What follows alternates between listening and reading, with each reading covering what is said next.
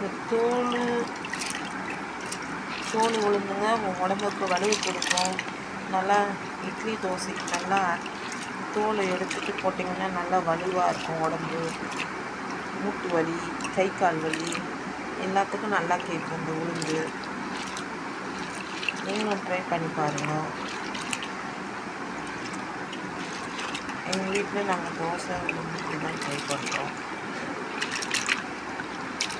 இந்த வீடியோ பிடிச்சிருந்தா லைக் பண்ணுங்கள், சப்ஸ்கிரைப் பண்ணுங்கள்.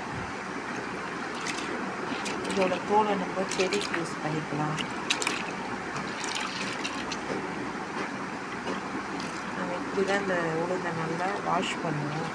அப்போ தான் இந்த தோல் வரும். நாங்கள் எங்கள் வீட்டு தோட்டத்தில் விளைஞ்ச உளுந்து இது.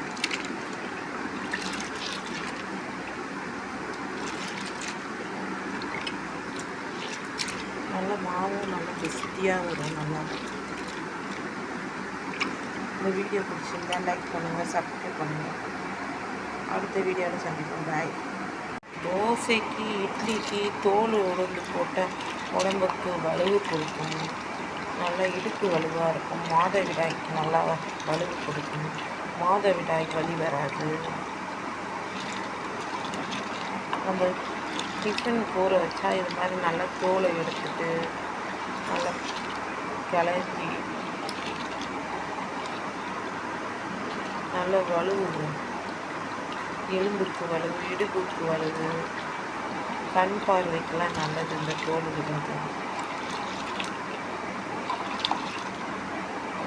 எங்கள் வீட்டில் டிஃபனுக்கு நாங்கள் தோல் உளுந்து தான் போடுவோம்.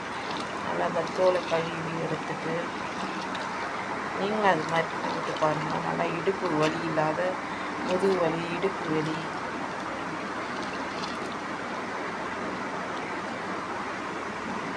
நம்ம இந்த தோலை இதை டிஃபனுக்கு ஊற வச்சிடலாம்.